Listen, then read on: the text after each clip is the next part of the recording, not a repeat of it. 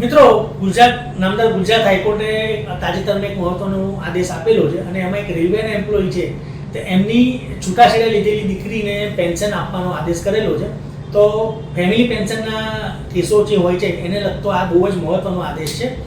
અને આ આદેશ શું છે હું તમને જણાવું તો આ કેસનો જે SCA નંબર છે એ મેં અહીંયા આપેલો છે, તો તમે એ કેસ રિફર કરી શકશો. તો મિત્રો, આ મામલો રેલવેમાં નોકરી કરતા કર્મચારીઓનો હતો, એટલે કે રેલવે ડિપાર્ટમેન્ટને લગતો હતો. અને એમાં આ એક બહુ જ રેલવેમાં હજારો કર્મચારીઓ હોય છે અને એમના નાના મોટા કોઈ પણ પેન્શનના કોઈ પણ જાતના ડખા હોય અને આવો જ કેસ હોય તો એ આ જે આદેશ છે એ તમને બહુ જ કામમાં લાગી શકે એવો છે. તો આદેશનો નંબર પણ મેં તમને આપેલો છે, તો તમે એ જોઈ અને તમે તમારા કાનૂની જે સલાહકાર અથવા એડવોકેટ હોય એની સલાહ લઈને આગળ વધી શકશો. તો આખો મામલો શું છે આપણે આગળ જોઈએ. મામલો શું હતો કે મામલો એવો હતો કે રેલવેમાં એક એમ્પ્લોયી હતા અને એ એમ્પ્લોયીનું પેન્શન હતું, રિટાયરમેન્ટ પછી એમને પેન્શન મળતું હતું, પણ પછી એ ગુજરી ગયા.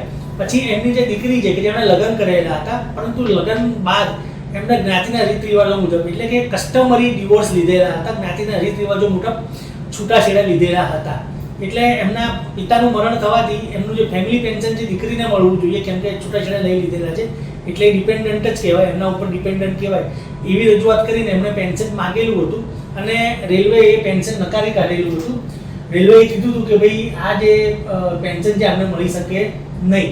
એટલા માટે જે આ જે યુવતી છે, જે દીકરી છે, એમણે કેન્દ્ર સરકારના જે પણ કર્મચારીઓ હોય એમના કોઈ પણ લીગલ ડિસ્પ્યુટ્સ હોય સર્વિસને લગતા, એના માટેની ટ્રિબ્યુનલ છે, સેન્ટ્રલ એડમિનિસ્ટ્રેટિવ ટ્રિબ્યુનલ, જેને કેટ કહેવામાં આવે છે. અને કેટની જે બિલ્ડિંગ છે એનું ઓફિસ છે સ્પોર્ટ્સ ક્લબની સામેની બાજુ આવેલી છે, ત્યાં એમણે અરજી કરેલી હતી.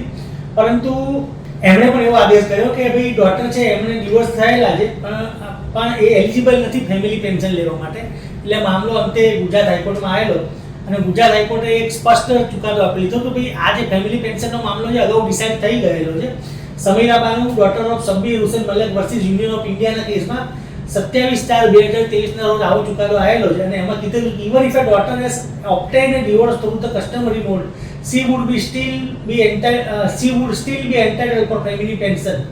અને આ ડિસિઝન રિપોર્ટ થયેલું છે, એટલે આ ડિસિઝનના આધારે આ જે દીકરી છે એને ફેમિલી પેન્શન મળવું જોઈએ. એટલે રેલવે ડિપાર્ટમેન્ટે આને પેન્શન આપવા માટે ઘટતી કાર્યવાહી કરવી જોઈએ એવો આદેશ કરેલો છે. અને નામદાર ગુજરાત હાઈકોર્ટે સ્પષ્ટ છે, એમના જે છેલ્લો પેરેગ્રાફ છે ઓર્ડરમાં લખ્યું છે, in view of the fact that the question as to whether a daughter who got a customary divorce is eligible for a family pension has already been decided, that too in a case filed by the railways. એટલે અગાઉ રેલવેના કેસમાં જ આવો ચુકાદો આવી ગયેલો છે.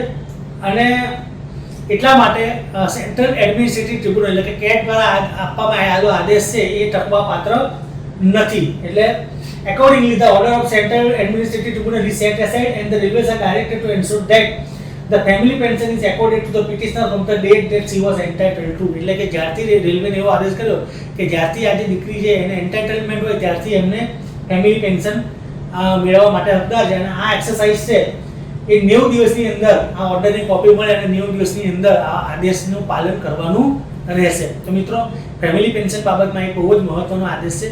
બાકી જો તમારે પણ આવો કોઈ પ્રશ્ન હોય તો તમારો જે પ્રશ્નની ચર્ચા તમારા જાણીતા એડવોકેટ મારફતે કરી અને તમે કાનૂની સલાહ લઈને આગળ વધી શકો છો. કારણ કે દરેક કેસની હકીકતો અલગ હોય છે અને એના જે ઉપાયો એ પણ અલગ હોઈ શકે છે.